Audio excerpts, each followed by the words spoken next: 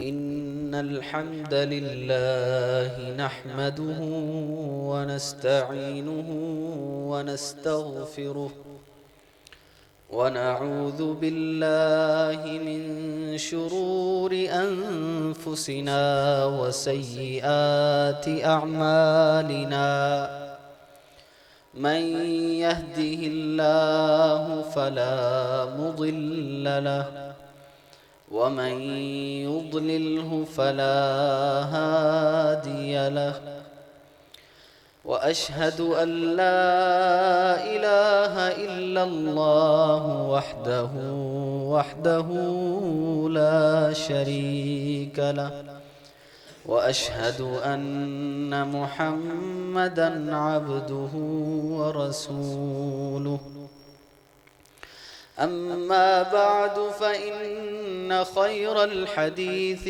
كتاب الله وخير الهدي هدي محمد صلى الله عليه وسلم وشر الأمور محدثاتها وكل محدثة بدعة وكل بدعة ضلالة وكل ضلالة في النار اللهم صل على محمد وعلى آل محمد كما صليت على إبراهيم وعلى آل إبراهيم إنك حميد مجيد اللهم بارك على محمد وعلى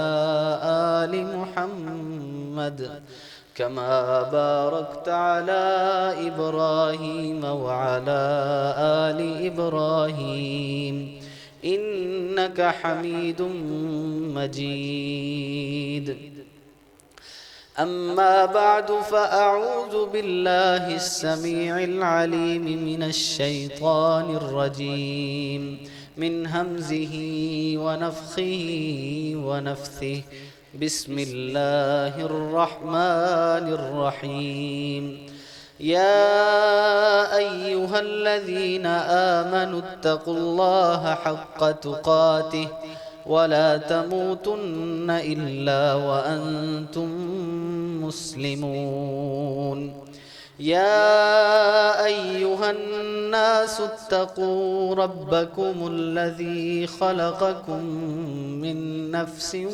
واحدة وخلق منها زوجها وبث منهما رجالا كثيرا ونساء واتقوا الله الذي تساءلون به والأرحام إن الله كان عليكم رقيبا يا أيها الذين آمنوا اتقوا الله وقولوا قولا سديدا يصلح لكم أعمالكم ويغفر لكم ذنوبكم ومن يطع الله ورسوله فقد فاز فوزا عظيما أما بعد فأعوذ بالله من الشيطان الرجيم بسم الله الرحمن الرحيم إن الله هو الرزاق ذو القوة المتين وقال الله تعالى في مقام آخر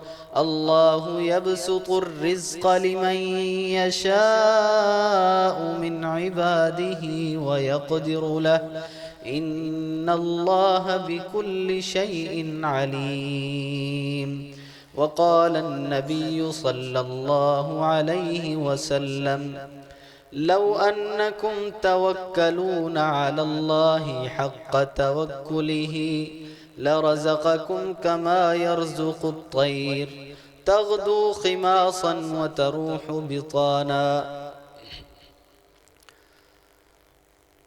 ساتھی ذرا درمیان میں آ جائیں، گزارش ہے۔ ہر قسم کی حمد و ثنا، بڑائی، کبریائی، یکتائی، بادشاہی اللہ وحدہ لا شریک کے لیے ہے، جس سے بلند کوئی ذات نہیں، جو اکیلا اس پوری کائنات کا خالق بھی ہے، مالک بھی ہے، رازق بھی ہے، اور اس پوری کائنات کے نظام کو اکیلا چلانے والا ہے، اس کا کوئی شریک نہیں۔ اور ان گنت لا تعداد بے شمار درود و سلام ہوں امام الانبیاء، سید المرسلین، سید الاولین والآخرین، پیارے آقا محمد صلی اللہ علیہ وآلہ وسلم کی ذات گرامی پہ۔ آج کے اس خطبہ جمعہ میں ہم قرآن مجید کی ایک بڑی عظیم الشان آیت کو سمجھنے کی کوشش کریں گے۔ قرآن مجید سے مزید آیات کو ساتھ ملا کے احادیث اور قرآن کے کچھ واقعات کی روشنی میں، اور وہ آیت ہے 27ویں سپارے میں سورۃ الذاریات کی آیت، ان اللہ هو الرزاق ذو القوۃ المتین، بے شک اللہ رب العزت سب سے زیادہ بلکہ بہت زیادہ رزق دینے والا ہے اپنے بندوں کو، اور بڑی قوتوں اور طاقتوں کا مالک ہے، کوئی طاقت اس پہ غلبہ نہیں حاصل کر سکتی، وہ سب پہ غالب ہے۔ آج کے ہمارے خطبہ جمعہ کے دو پہلو ہوں گے۔ پہلا کہ رزق صرف اللہ کی ذات دیتی ہے اور اس کے علاوہ کوئی رزق نہیں دے سکتا، نہ انسان اپنی محنت اور کوشش سے رزق زیادہ حاصل کر سکتا ہے۔ اور دوسرا پہلو کہ اللہ رب العزت کی طاقت کے کچھ مظاہرے ہم دیکھیں گے کہ جب اللہ رب العزت کو کوئی للکارتا ہے، کوئی اللہ کے ساتھ مقابلے میں آتا ہے، تو اللہ رب العزت کیسے اپنی چھوٹی چھوٹی مخلوقات کو استعمال کر کے اس کو ذلیل و رسوا کرتے ہیں۔ ان اللہ هو الرزاق، اللہ رب العزت رزق دینے والا ہے۔ یہ بات ہم زبان سے بارہا کرتے بھی ہیں، سنتے بھی ہیں، کسی نہ کسی حد تک ہمارے اس بات پر ایمان بھی ہے، لیکن اس بات کو سمجھنے کی ضرورت ہے کہ اللہ ہی رزق دیتا ہے، اللہ کے علاوہ کوئی رزق نہیں دیتا۔ ہم آج کل اللہ رب العزت کے احکامات کو چھوڑ کر رزق کے پیچھے بھاگتے ہیں۔ جب ہم رزق کے پیچھے بھاگتے ہیں تو رزق ہمارے قابو نہیں آتا، کیونکہ رزق اتنا ہی ملنا ہے جتنے اللہ نے لکھ دیا ہے۔ اگر ہم اپنا دن اور رات، صبح و شامیں اللہ کی فرما برداری میں گزاریں گے تو اللہ رب العزت عزت کی روزی دیں گے، اور جتنا لکھا ہے اس میں برکت ڈال کے دیں گے۔ اور اگر ہم رزق کے پیچھے بھاگیں گے، وہ رزق اگرچہ ہماری قسمت میں زیادہ بھی لکھا ہے اللہ نے، تو اس میں بے برکتی ہوگی، اس میں خسارے اور نقصانات زیادہ ہوں گے۔ تو اللہ رب العزت ہی رزق دینے والا ہے۔ ہم سب مشاہدہ کرتے ہیں کہ ایک ہی مارکیٹ ہوتی ہے، ایک ہی جگہ ہوتی ہے، ایک ہی پلازہ ہوتا ہے، ایک ہی مال رکھ کے دو دکانوں میں دو آدمی بیچ رہے ہوتے ہیں۔ بعض اوقات قیمت بھی ایک ہی ہوتی ہے، لیکن یہ اللہ کی تقسیم ہے کہ ایک دکاندار کے پاس گاہکوں کا رش لگا ہوا ہوتا ہے اور دوسرے کی صورتحال اس سے بالکل مختلف ہوتی ہے۔ اس کی وجہ کیا ہے؟ بعض اوقات ایسے بھی ہو سکتا ہے کہ جس کے پاس زیادہ رش ہے وہ پڑھا لکھا کم ہو، عقل و دانش ذہانت میں کم ہو، لیکن جو ان پڑھ ہے، جس کو ہم جاہل سمجھتے ہیں، اس کو بعض اوقات اللہ رب العزت زیادہ رزق دے دیتے ہیں، کیونکہ رزق کی تقسیم اللہ نے کی ہے۔ جب ہم اس پہ پختہ ایمان کریں گے تو پھر ہمیں یہ ٹینشن نہیں ہوگی کہ اگر ہمارا بچہ سکول، کالج، یونیورسٹی میں جا کے ذلیل نہیں ہوگا تو رزق کہاں سے کمائے گا۔ پیارے بھائی اور دوستو، آج ہمیں اس بات کو سمجھنے کی ضرورت ہے کہ رزق کی فکر ہمیں نہیں کرنی، رزق کی فکر ہم نے اس اللہ پہ چھوڑنی ہے، ہم نے اللہ کے احکامات پہ عمل کرنا ہے۔ سورہ ذاریات میں اللہ رب العزت فرماتے ہیں وَمَا خَلَقْتُ الْجِنَّ وَالْإِنسَ إِلَّا لِيَعْبُدُونَ، کہ میں نے جنوں اور انسانوں کو نہیں پیدا کیا مگر صرف اپنی عبادت کے لیے۔ آگے کیا فرمایا؟ ہمارے فتنے کا حل، مَا أُرِيدُ مِنْهُمْ مِنْ رِزْقٍ، اللہ کہتے ہیں میں تم سے رزق کا مطالبہ نہیں کرتا۔ وَمَا أُرِيدُ أَن يُطْعِمُونَ، اللہ کہتے ہیں میں یہ بھی نہیں کہتا کہ مجھے کھلاؤ تم، میری مخلوق ہو، انسان اگر کوئی چیز پیدا کرتا ہے نا، کوئی تخلیق کرتا ہے کوئی چیز، تو اس سے مقاصد حاصل کرتا ہے کہ یہ چیز مجھے فائدہ دے، مجھے کمائی دے، میرے لیے آمدن کا ذریعہ بنے۔ لیکن اللہ رب العزت نے ہمیں پیدا کیا ہے اپنی عبادت کے لیے۔ اللہ فرماتے ہیں میرا رزق کا مطالبہ نہیں کرتا، نہ میں یہ کہتا ہوں کہ تم مجھے کما کے کھلاؤ۔ آگے اس سے اگلی آیت میں اللہ رب العزت فرماتے ہیں ان اللہ هو الرزاق ذو القوة المتین، وہ اللہ کی ذات ہے، سب کو رزق دینے والی ہے اور بڑی قوتوں والی۔ اگر ہم اللہ کی بندگی میں وقت گزاریں تو اللہ رب العزت خود ہی ہمیں رزق دیں گے۔ اللہ کے احکامات کے تابع رہتے ہوئے ہمیں حلال ذریعہ اختیار کرنا ہے اور حرام سے بچنا ہے۔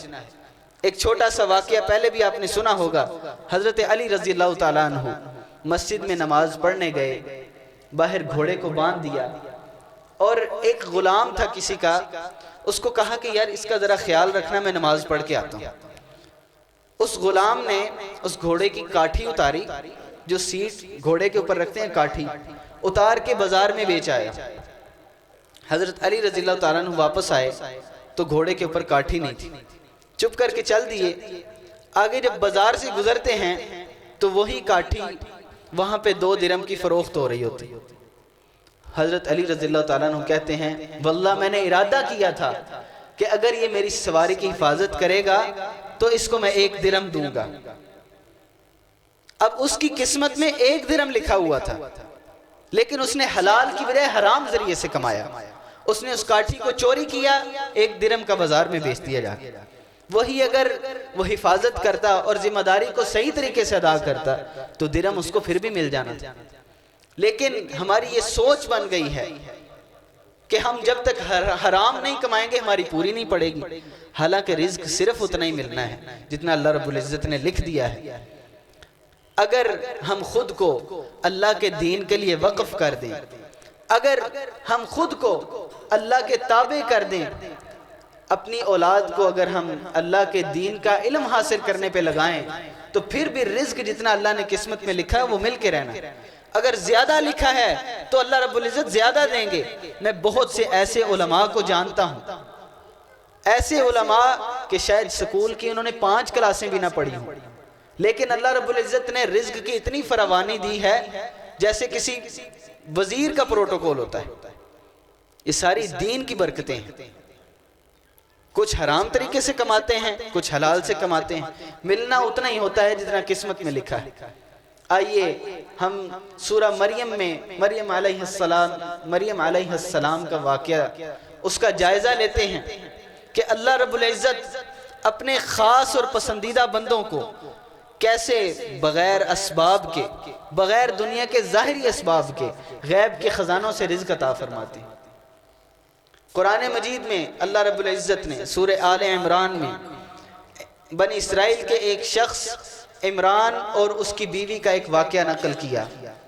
اذ قالت امرأة عمران رب انی نذرت لك ما في بطنی محررا فتقبل منی انك انت السمیع العلیم۔ عمران نامی ایک شخص کی بیوی نے، اس کی اولاد نہیں ہوتی تھی، اس نے نظر مانی کہ اے اللہ اگر تو مجھے اولاد دے گا تو میں اس کو تیری راہ میں وقف کروں گی۔ فلما وضعتها قالت رب انی وضعتها انثى، جب اولاد پیدا ہوئی اللہ نے اولاد دی تو اللہ نے بیٹی سے نوازا، تو اس نے کہا قالت رب انی وضعتها انثى واللہ اعلم بما وضعت۔ اس نے کہا اے اللہ تو نے تو مجھے بیٹی دے دی ہے، لیکن میں اپنی نظر کو پورا کرتے ہوئے اس بیٹی کو تیرے راستے میں وقف کرتی۔ بیٹی جب بڑی ہوئی تو اس کو اس وقت جو صحیح دین تھا وہ عیسائیت تھی، اس کو کلیسے کے اندر جو ہے نا بھجوا دیا گیا اور وہاں پہ خیمہ ان کا لگا دیا گیا اور وہاں اللہ کی عبادت کے لیے اور دین کا علم حاصل کرنے کے لیے ان کو وقف کر دیا گیا۔ ان کی کفالت زکریہ علیہ السلام کے ذمہ آئی۔ سب سے پہلے اللہ نے رزق کا بندوبست کیسے کیا کہ زکریہ علیہ السلام نے ان کے خرچ کا بندوبست کیا، بلکہ یہاں تک آپ دیکھیں کہ ان کا خرچ اٹھانے کے لیے لوگوں میں جھگڑا ہو گیا آپس میں. کوئی کہتا ہے اس بچی کا میں خرچ اٹھاؤں گا، کوئی کہتا ہے میں اس کی کفالت کروں گا. نوبت قرآن اندازی تک پہنچ گئی. پھر فیصلہ کیسے ہوا کہ سب لوگ ایک ایک لکڑی کی قلم لیں گے اور اس کو دریا میں ڈالیں گے. جس کی قلم دریا کے پانی کے بہاؤ کے الٹے رخ چلنا شروع ہو گئی، اس کو اس کی کفالت کی سعادت حاصل ہو. تو حضرت زکریا علیہ السلام اس وقت میں اللہ کے پیغمبر تھے، ان کے حصے میں مریم علیہ السلام کی کفالت آئی. تو جب ایک دن کیا دیکھتے ہیں، مریم علیہ السلام کے پاس جاتے ہیں، ان کے حجرے میں داخل ہوتے ہیں تو وہاں رزق دیکھتے ہیں. اللہ نے کہا وجد عندها رزقا. تفسیر میں بیان ہوا کہ بے موسم پھل اللہ نے ان کو دیے تھے. بند کمرے کے اندر زکریا علیہ السلام کے علاوہ کوئی وہاں نہیں آتا جاتا تھا. اس بند کمرے میں اللہ نے ان کو غیب کے خزانوں سے بے موسم پھل عطا کی، تازے پھل. آج کل تو سٹور ہوا پھل بھی لوگوں نے ترکیبیں نکال لی ہیں نا کہ پھل کو سٹور کر لیتے ہیں، لیکن وہ ذائقہ نہیں رہتا. اللہ نے غیب کے خزانوں سے بے موسم پھل ان کو دیے. سب سے پہلی مثال کہ جب اللہ کے راستے میں وقف ہوئی، اللہ نے غیب کے خزانوں سے رزق دیا. تو وہاں زکریا علیہ السلام جب دیکھتے ہیں تو کہتے ہیں یا مریم انا لکی ھذا، یہ تمہارے پاس کہاں سے آیا؟ کیا فرماتی ہیں؟ ہوا من عند اللہ، یہ اللہ کی طرف سے آیا ہے. ساتھ ہی فرمایا ان اللہ یرزق من یشاء بغیر حساب، اللہ تعالیٰ جس کو چاہتا ہے بغیر حساب کے رزق عطا فرماتا ہے. آج اگر ہم اس بات پہ ایمان کو مضبوط کر لیں تو ہماری یہ سوچ ختم ہو جائے گی کہ ہم نے اولادوں کو جب تک دین سے دور نہ کیا، مساجد سے دور نہ کیا، سکولوں، کالجز اور یونیورسٹیز کے اندر ان کو ذلیل نہ کروایا تو شاید ہمیں رزق نہیں ملے گا. اس بات پہ یقین اور ایمان کو پختہ کیجئے کہ رزق دینے والی ذات صرف اللہ کی ہے. خود کو اور اپنی اولادوں کو دین پہ لگائیے، دین کا علم حاصل کرنے دیجئے ان کو، تاکہ ان کی دنیاوی زندگی بھی بہتر ہو سکے اور اخروی زندگی بھی بہتر ہو سکے. اس کے بعد اگلا خوبصورت منظر دیکھیے. جب زکریا علیہ السلام نے بے موسمہ پھل دیکھا تو دل میں فوراً خواہش پیدا ہوئی. 120 سال عمر تھی، اللہ نے اولاد نہیں دی تھی، تو دل میں ایمان اور یقین بڑھ گیا کہ اگر اللہ بے موسم پھل دے سکتا ہے تو مجھے بوڑھا ہونے کے باوجود، میری بیوی کو بانجھ ہونے کے باوجود اللہ رب العزت اولاد جیسا رزق بھی عطا کر سکتا ہے. اولاد بھی رزق کا ایک حصہ ہوتی ہے نا. اللہ پہ اتنا یقین کیجئے کہ جب اسباب نہیں نظر آ رہے، امید نہیں نظر آ رہی، بالکل نا امیدی نظر آ رہی ہے، لیکن پھر بھی ناممکن نظر آ رہا ہے، پھر بھی ہاتھ اٹھا لیتے ہیں، اللہ سے دعا کرتے ہیں رب هب لي من لدنك ذرية طيبة انك سميع الدعاء. اے اللہ مجھے اپنی جناب سے، اپنے پاس سے پاکیزہ اولاد عطا فرما، بے شک تو دعاؤں کو بہت زیادہ سننے والا ہے. اس درجے کا ایمان اگر ہم کر لیں کہ کوئی سبب اور ذریعہ نہیں نظر آ رہا، بالکل کام ناممکن لگ رہا ہے، لیکن پھر بھی یقین ہو کہ اللہ رب العزت سے اگر میں مانگوں گا تو وہ ذات مجھے عطا کرے گی. اللہ سے انہوں نے مانگا، اللہ نے بیٹا بھی دیا، بیٹے کا نام بھی خود آسمان سے رکھ کے دیا اور اس بیٹے کو نبی بھی بنایا. اللہ رب العزت نے ان کو یحییٰ علیہ السلام سے نوازا اور ساتھ عقیدے کی اصلاح بھی. فنادته الملائکۃ وهو قائم یصلی فی المحراب. یہ اتنا بڑا معجزہ اور اتنی بڑی اللہ نے نشانی کیوں دی؟ اللہ کہتے ہیں جس وقت فرشتے نے ان کو خوشخبری سنائی بیٹے کی، یحییٰ علیہ السلام کی، تو وہ محراب میں کھڑے ہو کے نماز ادا کر رہے تھے. آج ہم نمازوں سے دور ہو گئے ہیں، مساجد سے دور ہو گئے ہیں. کس وجہ سے؟ رزق کے پیچھے بھاگ رہے ہیں، ہم اندھا دھند بھاگ رہے ہیں. حالانکہ رزق یہاں آنے سے، اللہ کے سامنے سجدہ ریز ہونے سے برکت والا رزق ملتا ہے. نبی علیہ السلام کی وہ حدیث جو کہ اکثر یہاں بیان ہوتی رہتی ہے.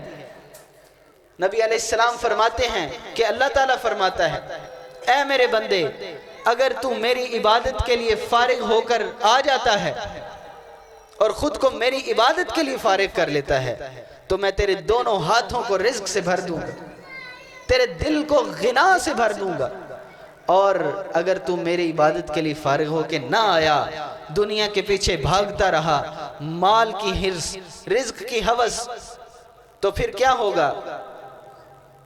تجھے دنیا میں تھکا دوں گا، دنیا تیرے لیے بکھیر کے رکھ دوں گا، دنیا میں الجھا دوں گا تجھے، تیرے دل کے اندر فقر اور غریبی دل میں ڈال دوں گا، تیرے پاس مال ہونے کے باوجود بھی تیری پوری نہیں پڑے گی۔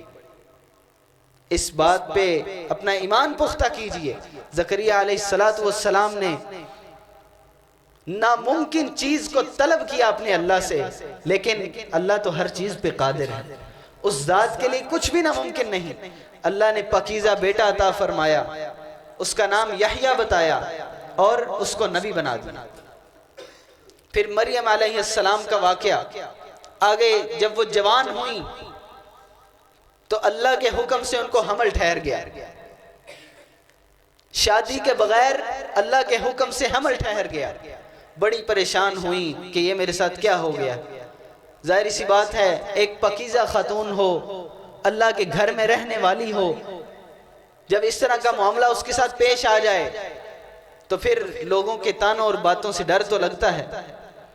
جب بچے کی ولادت کا وقت قریب ہوا، مسجد سے نکلیں، کھجوروں کے ایک باغ میں چلی گئیں، ایک کھجور کے خالی درخت، پھل نہیں لگا ہوا تھا اس وقت، اس کے نیچے جا کے بیٹھ گئے۔ اب بچے کی ولادت کا وقت قریب ہے، وہاں نہ کوئی ہسپتال ہے، نہ ڈسپینسری ہے، نہ کوئی آپریشن تھیٹر ہے، نہ کوئی ڈاکٹر ہے، نہ کوئی وہاں پہ دائی ہے، نہ دوائی ہے۔ اللہ کے حکم سے بچے کی ولادت ہوئی۔ جب بچے کی ولادت ہوئی تو پریشان ہو گئیں، تکلیف کی وجہ سے کہتی ہیں یا لیتنی مت قبل ھذا وکنت نسیا منسیا، ہائے کاش میں اس سے پہلے مر چکی ہوتی، مجھے یہ دن نہ دیکھنا پڑتا اور میں بھولی بھلائی ہو چکی ہوتی۔ فناداها من تحتها الا تحزنی، ان کو آواز دی گئی۔ بعض مفسرین نے لکھا کہ بچے نے ہی بول کے کہا کہ اے میری ماں غم زدہ نہ ہو، قد جعل ربک تحتک سریا، تیرے رب نے تیرے نیچے سے پانی کا چشمہ جاری کر دیا۔ رزق کے بندوبست اللہ کیسے کرتا ہے اپنے بندوں کے لیے، ذرا دیکھیے، غور کیجئے۔ اللہ نے پانی کا چشمہ جاری کر دیا۔ آگے کیا حکم دیا؟ خشک تنا کھجور کا، جس پہ کھجوریں نہیں لگی ہوئی، وَهُزِّي إِلَيْكِ بِجِذْعِ النَّخْلَةِ، اس کھجور کے تنے کو ہلاؤ، تُسَاقِطْ عَلَيْكِ رُطَبًا جَنِيًّا، تم پہ تازہ پکی ہوئی کھجوریں گرائے گا۔ اس طرح اللہ رب العزت اپنے قریبی بندوں کو رزق سے نوازتا ہے۔ ہم کیوں آج اللہ سے دور ہو گئے؟ انہوں نے تنے کو ہلایا، اللہ نے تازہ پکی ہوئی کھجوریں گرائیں اس درخت سے جس پہ پھل لگا ہی نہیں ہوا تھا۔ پھر فرمایا فَكُلِي وَاشْرَبِي وَقَرِّي عَيْنًا، بس اس کو کھاؤ، پیو اور اپنی آنکھوں کو ٹھنڈا کرو۔ میرے بھائیوں، بہت سی مثالیں قرآن مجید میں اللہ رب العزت مثالیں دے دے کے سمجھاتے ہیں کہ میری طرف آ جاؤ، میری طرف پلٹ آؤ، میں رزق بھی دوں گا، میں محتاجگیاں بھی دور کر دوں گا، دلوں کو غنا سے بھر دوں گا، اور آخرت میں اللہ نے جنتوں کے وعدے بھی کیے۔ کیوں ہم خسارے اور گھاٹے کا سودا کر رہے ہیں؟ وہ دنیا جس کا پتہ بھی نہیں ہے کہ ملنی ہے یا نہیں ملنی، اس کے پیچھے بھاگ رہے ہیں، اللہ سے دور ہو رہے ہیں، ذلیل و خوار ہو رہے ہیں۔ ادھر اللہ رب العزت وعدے کر رہا ہے میرے در پہ آ جاؤ، دنیا بھی سوار دوں گا، دنیا میں رزق کی فراوانی بھی کر دوں گا، کیونکہ رزق کے خزانے صرف میرے پاس، اور آخرت میں جنت کا وعدہ بھی کی ہے اللہ نے۔ اللہ کے وعدوں پہ ہمیں نہیں یقین، شیطان کی دھوکے بازی میں ہم آ کے اس کی پیروی کرتے ہیں، حتیٰ کہ قرآن مجید میں اللہ رب العزت فرماتے ہیں اَفَرَأَيْتَ مَنِ اتَّخَذَ إِلَٰهَهُ هَوَاهُ، ہم نے اپنی خواہشات نفس کو اپنا معبود اور الہ بنا لیا، اپنا رب بنا لیا، خواہشات کو پورا کرنے کے لیے دن رات دھکے کھاتے ہیں، وہ پھر بھی نہیں پوری ہوتی، وہ ہونی بھی نہیں ہے۔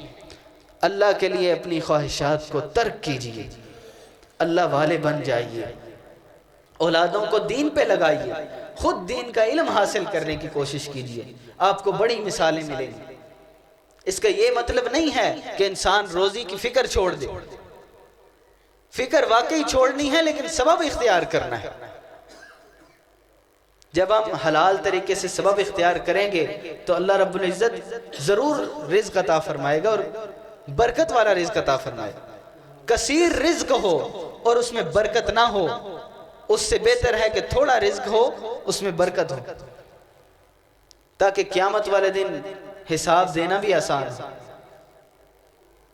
دوسری طرف اگر ہم دیکھیں تو نبی علیہ السلام کا فرمان کہ سچا اور امانت دار تاجر، سچا اور امانت دار تاجر جو پیسے مال کماتا ہے لیکن سچائی اور امانت داری کے ساتھ، آپ فرماتے ہیں قیامت والے دن وہ اور میں جنت میں ایسے ہوں گے جیسے دو انگلیاں ساتھ۔ ہمیں کیسے پتا چلے گا کہ سچے اور امانت دار تاجر کیسے ہوتے ہیں؟ اس کے لیے بھی ہمیں دین کا علم پڑھنا پڑے گا۔ حضرت عثمان غنی رضی اللہ تعالیٰ عنہ کی سیرت کے اوراق کو کھنگالنا پڑے گا۔ عبد الرحمن بن عوف رضی اللہ تعالیٰ عنہ کے شب و روز بسر کرنے کے طریقوں کو پڑھنا پڑے گا۔ یہ وہ صحابہ تھے جو تہجدیں بھی پڑھتے تھے، جو قرآن مجید کی تلاوتیں بھی کیا کرتے تھے۔ حضرت عثمان رضی اللہ تعالیٰ عنہ کے بارے میں آتا ہے حرم میں بیٹھتے، پورا قرآن مجید پڑھ کے پھر وہاں سے اٹھتے تھے۔ اور یہ وہ شخص تھا کہ جب مدینے میں ان کا قافلہ آتا تھا تجارتی سامان لے کر، تو مدینے میں ایسے لگتا تھا جیسے زلزلہ آ گیا۔ جنگ تبوک کے موقع پر اتنا بڑا لشکر تھا اور بالکل اس وقت مالی حالات برے تھے مسلمانوں کی۔ حضرت عثمان رضی اللہ تعالیٰ عنہ نے سینکڑوں اونٹ، سینکڑوں گھوڑے، یہ ساری اللہ کی دین تھی، اور یہ وہ لوگ تھے جو اللہ کی عبادت کو پیچھے نہیں چھوڑتے تھے۔ ہم اپنے اللہ کو بھلا دیتے ہیں، عبادت کو پس پشت ڈال دیتے ہیں، اور پھر سوچتے ہیں کہ ہمیں وافر روزی بھی مل جائے گی۔ ایسے نہیں ہوتا میرے بھائیوں۔ والدین کی خدمت، اللہ کی فرما برداری، اور اس کے بعد انسان حلال ذریعہ اپنائے رزق کمانے کا، تو پھر اللہ رب العزت برکت والی کثیر مقدار میں روزی دیتی۔ اور اگر ہم اللہ کو چھوڑ کے صرف دنیاوی اسباب کے پیچھے بھاگتے رہیں گے تو نہ دنیا ملے گی اور نہ آخرت ملے گی۔ نبی علیہ السلام فرماتے ہیں کہ یہ جو دنیا ہے نا، جو انسان اس کو چھوڑ دیتا ہے، اس سے کنارہ کشی کرتا ہے، اللہ تعالیٰ دنیا کو ذلیل کر کے اس کے قدموں میں لا کے پھینک دیتے ہیں۔ اور جو شخص اس دنیا کے پیچھے بھاگتا رہتا ہے، یہ دنیا اس سے آگے بھاگتی ہے، اس کی پکڑ میں نہیں آتی۔ ابراہیم علیہ السلام کا واقعہ اگر ہم دیکھیں کہ جب انہوں نے اللہ کے لیے اپنا وطن چھوڑا، وہاں کا بادشاہ تھا بڑا ظالم، خود کو خدا کہتا تھا۔ آج میرا خیال دنیا میں کوئی ایسا بادشاہ موجود نہیں جو خود کو خدا کہتا ہو، یعنی اس کے پاس کیسی فوج اور کیسی طاقتیں ہوں گی جو اپنے آپ کو رب اور خدا کہتا تھا۔ ابراہیم علیہ السلام نے اس کے سامنے کلمہ حق بلند کیا، لا الہ الا اللہ کی صدا لگائی، اس نے کہا اس کو پکڑ کے آگ میں ڈالو۔ جب آگ میں ڈالا گیا، اللہ نے وہاں سے آگ کو حکم دیا، یا نار کونی بردا وسلاما علی ابراہیم، اے آگ ابراہیم پہ ٹھنڈی اور سلامتی والی ہو جا۔ جب اتنی بڑی آگ میں ڈالنے کے باوجود کچھ نہیں بگاڑ سکے تو پھر وطن سے نکال دیا۔ جب نکالے گئے تو تب ایسے نہیں ہوتا تھا کہ یہاں لاہور ختم ہوا ہے تو شیخ پورہ شروع ہو گیا، ادھر سے لاہور ختم ہوا قصور شروع ہو گیا، ایسے نہیں ہوتا تھا۔ وہاں ایک بستی ہوتی تھی اور اس کے بعد سینکڑوں میل تک کوئی آبادی نہیں ہوتی تھی، نام نشان نہیں ہوتا تھا کسی چیز۔ اللہ کے حکم سے وہاں سے نکلے اپنے گھر والوں کو لے کے، بے آب و گیا وادی مکہ میں لا کے گھر والوں کو چھوڑا۔ وہاں بواد غیر ذی زرع، نوح علیہ السلام کا طوفان آنے کی وجہ سے بیت اللہ کا نام و نشان مٹ چکا تھا، کوئی وہاں پہ نہ چرند تھا نہ پرند تھا، نہ کوئی گھاس کا تنکا تھا، تپتی ہوئی ریت کا صحرا تھا اور ٹیلے تھے ریت کے۔ ابراہیم علیہ السلام نے وہاں اپنے گھر والوں کو چھوڑا، اپنی بیوی اور چھوٹا سا بچہ جو بڑھاپے میں اللہ سے مانگ کے لیا تھا، اس کو چھوڑ کے جب جانے لگے تو بیوی نے پیچھے سے قمیض کھینچا پکڑ کے، ابراہیم ہمیں یہاں چھوڑ کر کہاں جا رہے ہیں؟ کچھ نہیں بولے، خاموش رہے۔ بیوی کا ایمان دیکھیے، حضرت ہاجرہ علیہ السلام پوچھتی ہیں اللہ کے حکم سے چھوڑ کے جا رہے ہیں؟ کہا ہاں اللہ کے حکم سے چھوڑ کے جا رہا ہوں۔ تو فرماتی ہے پھر اللہ ہمیں کبھی ضائع نہیں کرے گا۔ اللہ پہ توکل اور اعتماد کا درجہ دیکھیں، اس درجے کا اعتماد اور توکل اللہ پہ کہ اللہ یہاں بھی ان کو روزی دے گا جہاں نہ کوئی جانور ہے، نہ کوئی پرندہ ہے، نہ کوئی گھاس ہے، نہ کوئی درخت ہے، کچھ بھی نہیں ہے، پانی تک نہیں ہے، بلکہ وہ وادی ایسی ہے مکہ کی وادی کہ وہاں اگر آپ 1000 فٹ سے زیادہ بھی بور کر لیں تو زمین میں پانی ہے ہی نہیں اس جگہ۔ وہاں اپنے گھر والوں کو اللہ کے بھروسے چھوڑا، وہاں تو مضبوط دل کر کے چھوڑ دیا، جب نظروں سے اوجل ہو گئے تو وہاں کھڑے ہو کے اپنے اللہ کے سامنے ہاتھ اٹھا لی، ربنا انی اسکنت من ذریتی بواد غیر ذی زرع عند بیتک المحرم، اے میرے رب میں نے تیرے حکم پہ اپنی ذریت کو، اپنے گھر والوں کو، دل کے ٹکڑے کو میں نے وہاں بے آب و گیاہ وادی میں لا کے چھوڑ دیا ہے۔ کیوں؟ ربنا لیقیم الصلاة، اے اللہ تاکہ یہ نماز کو قائم کرنے والے بنے۔ اللہ کا حکم تھا نا کہ اس جگہ کو آباد کرنا ہے، یہاں پہ اللہ کا گھر تعمیر کرنا ہے، یہاں اللہ کی نماز کو قائم کرنا ہے۔ قائم کرنا صرف خود پڑھنا نہیں ہوتا، اس میں خود پڑھنا، اچھے طریقے سے پڑھنا، جماعت کے ساتھ پڑھنا، دوسروں کو دعوت دینا، یہ ساری چیزیں اقامت الصلاۃ میں آتی ہیں، وہ ایک لمبا موضوع۔ ربنا لیقیم الصلاۃ فجعل افئدۃ من الناس تہوی الیہم، اے اللہ لوگوں کے دلوں کو ان کی طرف مائل کر دے، لوگ ان کی طرف کھینچے چلے آئیں، وارزقہم من الثمرات، اللہ پہ ایمان اور یقین تو دیکھیے۔ چٹیل میدان میں اللہ کو کیا کہہ رہے ہیں؟ اے اللہ ان کو پھلوں کا رزق دے۔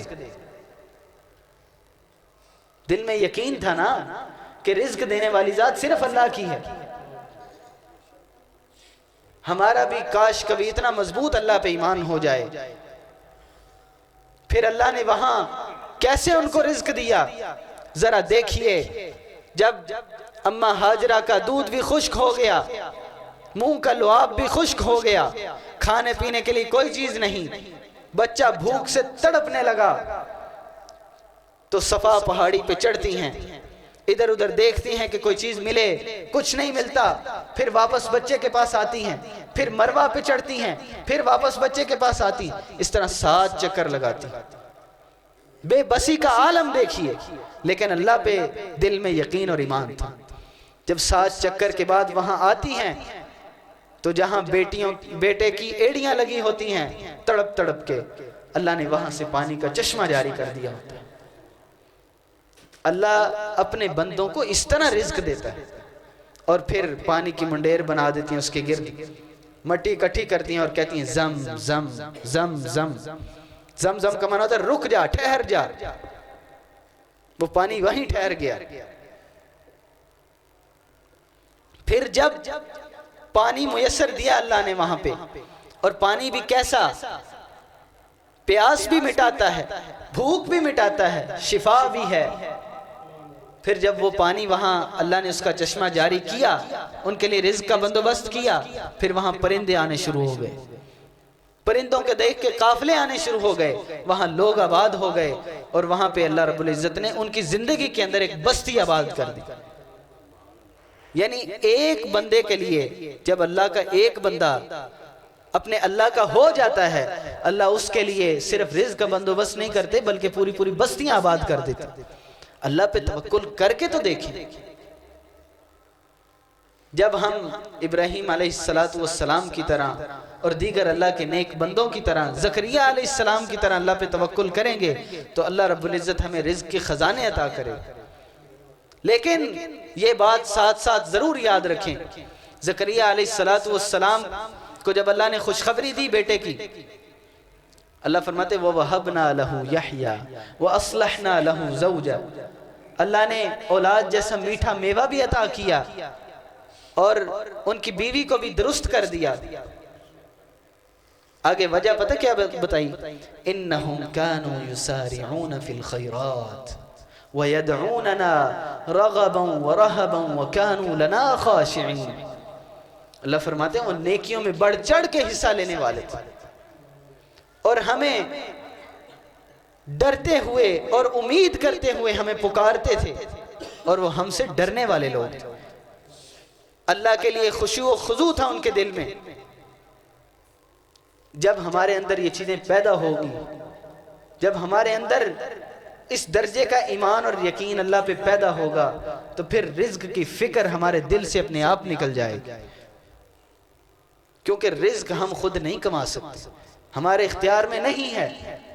رزق کا ذمہ اللہ نے لیا ہے، وہ اسباب بھی پیدا کرتا ہے، وہ ذرائع بھی پیدا کرتا ہے. ہمارے ذمہ کیا ہے؟ وَمَا خَلَقْتُ الْجِنَّ وَالْإِنسَ إِلَّا لِيَعْبُدُونَ. اللہ فرماتے ہیں جنوں اور انسانوں کو میں نے صرف اپنی عبادت کے لیے پیدا کیا. اللہ کی عبادت کے لیے وقت دیں. سب سے پہلی ترجیح نماز، روزہ اور اللہ کے فرض کردہ احکامات ہوں. کاروبار میں جھوٹ، خیانت اور اس طرح کی چیزیں، ملاوٹ وغیرہ، اس سے دور رہیں. پھر اللہ رب العزت دیکھیں آپ کے گھروں میں کیسے برکتیں دیتے ہیں. پھر وہ جو کہتے ہیں نا جی کوئی بندش ہو گئی ہے، وہ بندشیں ساری اللہ کھول دے گا. بندش گناہوں کی بندش ہے. اللہ کی طرف ہم آتے نہیں ہیں اور کہتے ہیں جی بندش ہو گئی. اس آیت کا دوسرا ٹکڑا، ان اللہ هو الرزاق، اللہ ہی رزق دینے والا ہے. ذو القوة المتین، تمام تر قوتیں اللہ کے پاس. اور ہمارے اس دنیا کے پیچھے ذلیل ہونے کے اسباب بھی دو ہی ہوتے ہیں، کہ ہم زیادہ رزق کما لیں اور زیادہ تعلقات بنا لیں، زیادہ پاور اور طاقت آ جائے ہمارے پاس، تاکہ کل کو کوئی مشکل وقت آئے تو وہ ہمارے اوپر مشکل نہ رہے. اللہ کہتے ہیں میں ہی رزق دینے والا ہوں، تمام تر طاقتوں کا مالک بھی میں ہوں. ذرا اندازہ کیجئے، جب بدر کا میدان سجا تھا، 200-250 نوجوان مسلمان تھے، بچے بوڑھے ملا کے 313 تھے. کسی کے پاس تیر خالی تھا، کسی کے پاس صرف کمان تھی، کسی نے ڈنڈا اٹھایا، اور دوسری طرف 1000 کا مسلح لشکر. اور وہ ایسے آئے تھے کہ آج ہم مدینے والوں کو مٹا کے جائیں گے. نبی علیہ السلام کا یقین اللہ پہ تھا. یہ نہیں کیا کہ وہاں جو آس پاس دوسرے سردار اور پاورفل لوگ اور جو طاقتور لوگ وہاں کے تھے ان سے تعلقات نہیں بنائے. نبی علیہ السلام نے دعا کے لیے ہاتھ اٹھا لیے، اپنے رب سے مانگا، اے اللہ یہ مٹھی بھر جماعت لے کے آیا ہوں اپنی، اے اللہ اگر آج یہ ختم ہو گئے تو قیامت تک تیری زمین پر تیرا نام لینے والا کوئی نہیں رہے گا. جب اللہ سے مدد مانگی تو اللہ نے 3000 فرشتوں کا لشکر اتارا اور دشمن ملیا میٹ ہو گیا، شکست کھا کے واپس گیا دشمن. پھر غزوہ احزاب میں پورا عرب اکٹھا ہو کے مسلمانوں پہ حملہ آور ہوا، 10,000 کا لشکر مسلح افواج. اور انہوں نے کہا آج تو مدینے والوں کو چھوڑنا ہی نہیں ہے، انہوں نے تو ہمارے ناک میں دم کیا ہوا. لیکن مدینے والوں کا ایمان اللہ پہ تھا، کیونکہ ان کو پتا تھا ذو القوة المتین، تمام تر قوتوں کا مالک وہ اکیلا اللہ ہے. ہر قسم کی طاقت، پاور، اختیار اس اللہ کے پاس. میدان جنگ میں بھی انہوں نے نمازوں کو نہیں چھوڑا، دشمنوں سے نہیں ڈرے، صرف اللہ کا ڈر تھا دل میں اور یقین تھا کہ اللہ کی مدد آ کے رہے گی. پھر اللہ نے کیسی مدد کی، لڑائی بھی نہیں لڑنی پڑی. رات کو سوئے ہیں، صبح اٹھ کے کیا دیکھتے ہیں دشمن وہاں پہ ہے ہی نہیں. اللہ نے سورہ احزاب میں نقشہ کھینچا، تیز ہوا، سرد آندھی بھیجی اللہ نے، ان کی چولوں پہ چڑھی ہوئی دیگیں الٹ کے رکھ دی، ان کے جانور بھاگ گئے، ان کے خیموں کی وہ جو چوبیں ہوتی ہیں وہ اکھڑ گئیں. اور اللہ نے اس دشمن کو اپنے غیبی مدد سے شکست دے کے وہاں سے بھگایا. اللہ کا اور بندوں کا کوئی مقابلہ ہے؟ وہ جس شخص نے بحری جہاز بنایا تھا ٹائٹینک کے نام سے، اس احمق انسان نے تمام تر اپنا سرمایہ خرچ کیا، طرح طرح کے سیکیورٹی سسٹمز لگائے، بہت بڑا بحری جہاز بنایا، اس میں ہر طرح کا عیاشی اور فحاشی کا سامان مہیا کیا، اور اس نے ایک جملہ کہہ دیا، اس نے کہا یہ میں نے اتنا مضبوط جہاز تیار کیا ہے اور اتنے اس میں سسٹم لگائے ہیں کہ مسلمانوں کا رب بھی اس جہاز کو ڈبو نہیں سکتا۔ جب اس نے اتنا بڑا جملہ کہا نعوذ باللہ، تو پھر کیا ہوتا ہے؟ جہاز جا رہا ہے، ریڈار سسٹمز راستہ کلیئر بتا رہے ہیں، ایک دم برف کی چٹان نمودار ہوتی، کوئی پہاڑ بھی نہیں ہے، برف کی چٹان، صرف برف کی ایک چٹان سے وہ پہاڑ جیسا اس نے جو تیار کیا تھا لوہے کا، وہ تباہ ہو گیا، سمندر میں غرق ہو گیا۔ جب فرعون نے خدائی کا دعویٰ کیا تو اللہ رب العزت نے اس کو بھی پانی میں غوطے دے دے کے مارا۔ جب کوئی شخص اللہ کو للکارتا ہے نا تو اللہ رب العزت بیڑا غرق کر دیتے ہیں اس کا، کیونکہ سب قوتیں اس مالک کے پاس، اس لیے اپنا تعلق اللہ سے بنائیے۔ ابراہیم علیہ السلام کے دور میں جو بادشاہ تھا نمرود، خود کو رب کہتا تھا، اس کا اللہ نے کیا حشر کیا؟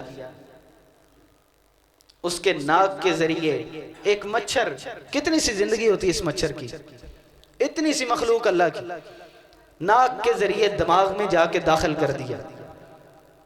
شاید آج کل اگر ہم سائنسی تحقیق کریں تو یہ ممکن بھی نہیں ہے کہ وہ ناک سے جائے اور دماغ میں زندہ بھی رہے۔ اللہ کے حکم سے اللہ کی وہ مخلوق اللہ کے دشمن کے سر میں داخل ہو گئی، اور وہ اپنے سر میں جوتے مرواتا تھا حکم دے کے۔ اس نے اس کے لیے بندے نوکری پہ رکھے ہوئے تھے، تنخواہ دے کے، وہ صبح و شام اس کے سر میں جوتے مارتے تھے۔ جیسے ہی وہ ہٹتے تھے وہ مچھر پھر حرکت شروع کر دیتا تھا، اس کو پھر بے چینی اور تکلیف شروع ہو جاتی تھی، اور اسی اذیت میں آخر وہ مر گیا۔ اللہ رب العزت تمام تر قوتوں کا مالک۔ حبشہ سپر پاور تھا، نبی علیہ السلام جس سال پیدا ہوئے اس سے 1 سال پہلے کی، اور بعض مورخین نے لکھا ہے اسی سال کی بات ہے کہ اس ٹائم حبشہ سپر پاور ہوتا تھا۔ جیسے آج ہم سمجھتے ہیں نا امریکہ اور اسرائیل وغیرہ، چائنا، اس وقت سب سے مضبوط فوج حبشہ کی ہوتی تھی۔ وہاں کا بادشاہ اس کا نام تھا ابرہہ۔ اس نے خانہ کعبہ کو تباہ کرنے کا ارادہ کیا۔ اس نے کہا کہ میں ادھر یہاں پہ اپنے پاس ایک گھر بنواؤں گا، لوگ یہاں آ کے طواف کر لیا کریں، ادھر نہ جانا پڑے لوگوں نے۔ ہاتھیوں کا لشکر، اس وقت لوگ اونٹوں پہ زیادہ سے زیادہ سب سے جو بہترین لشکر ہوتا تھا وہ گھڑ سواروں کا لشکر ہوتا تھا، ہاتھیوں کا لشکر لے کے آیا وہ بندہ۔ اور کس لیے آیا؟ خانہ کعبہ کو گرانے کے لیے آیا۔ جب مکے کے قریب پہنچتا ہے تو وہاں نبی علیہ السلام کے دادا عبد المطلب، ان کے اونٹ چر رہے تھے، ان پہ قبضہ کر لیا۔ یہ عبد المطلب اس کے پاس گئے اور جا کے کہتے ہیں کہ میرے اونٹ واپس کر دو۔ وہ کہتا ہے تم اونٹوں کی بات کرتے ہو، میں تمہارا یہ خدا کا گھر گرانے آیا ہوں۔ تو وہ کہتے ہیں کہ جس کا گھر ہے نا وہی تم سے نبڑ لے گا، ہمارے اندر تمہارا مقابلہ کرنے کی طاقت نہیں۔ اونٹ لے کے واپس آ گئے، بیت اللہ کا کنڈا پکڑ کے روئے، اے اللہ آج تو اپنے گھر کی حفاظت فرما۔ پھر اللہ نے کیسی حفاظت کی؟ قریش سارے مکہ خالی کر کے پہاڑوں پہ جمع ہو گئے تماشا دیکھنے کے لیے۔ جب خانہ کعبہ کے قریب آیا تو اس کا ہاتھی تھا، محمود نام تھا اس کا، جس پہ وہ سوار تھا بڑی شان و شوکت کے ساتھ۔ ہاتھیوں کا لشکر ہوتا ہے، ہاتھیوں کی آگے دیوار بنا لیتے ہیں، دشمن جتنے مرضی تیر برسائے کوئی اثر نہیں ہوتا۔ اب وہ محمود ہاتھی، وہ تو اللہ کی مخلوق تھی نا، اب وہ اس کو لوہے کی چھڑی مارتا تھا، آگے نہیں چلتا تھا، وہ دائیں بھی جاتا بائیں بھی جاتا پیچھے بھاگتا لیکن آگے نہیں جاتا تھا۔ اب رکیا محمود، اس کو بڑا اس نے زور لگایا لیکن وہ نہیں گیا آگے۔ اور اتنی دیر میں اللہ تعالیٰ نے اپنی چھوٹی سی چھوٹے چھوٹے پرندوں کی فوج بھیج دی اوپر سے، اور ان کے ہاتھوں میں کنکریاں تھیں، اتنی تھی بالکل چھوٹی چھوٹی چنے کے دانے کے برابر، اور ان کنکریوں نے وہاں پہ ایٹم بم کا کام کیا۔ ہر پرندے کے پاس 3 کنکریاں تھیں، 2 پاؤں میں اور 1 چونچ میں۔ اس اتنے بڑے ہاتھیوں کے لشکر کو اللہ نے پرندوں کے چھوٹے سے لشکر سے تباہ کر دی.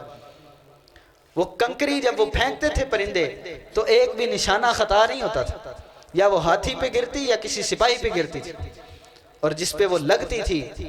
سورۃ الفیل کی تفسیر پڑھیے، خود کو دین کے ساتھ جوڑیے، آپ کو اندازہ ہو. فَجَعَلَهُمْ كَعَصْفٍ مَأْكُولٍ، اللہ کہتے ہیں ہم نے ان کو کھائے ہوئے بھوسے کی طرح بنا دی.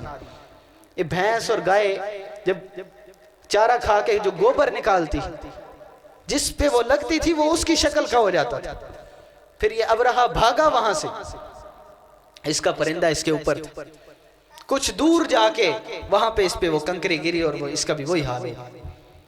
لہٰذا میرے بھائیوں اور بزرگوں، تمام تر طاقتیں اور قوتیں اس اللہ کے پاس، اس سے بڑی کسی کی طاقت نہیں ہے. اپنے تعلقات پولیس والوں کے ساتھ، ڈی ایس پی کے ساتھ، M N A M P A کے ساتھ بنانے کی بجائے اس کے ساتھ تعلقات بنائیے جو پوری کائنات کا خالق و مالک ہے اور تمام تر قوتوں اور طاقتوں کا مالک ہے. جس دن ہمارا تعلق اس سے مضبوط ہو گیا، ہمیں دنیا کی کوئی طاقت نہیں گرا سکے گی، کیونکہ ہر چیز اللہ کے حکم کی محتاج ہے. وَمَا تَسْقُطُ مِن وَرَقَةٍ إِلَّا يَعْلَمُهَا، اللہ کے حکم کے بغیر کسی درخت کا ایک پتا بھی ٹوٹ کے زمین پہ نہیں گرتا.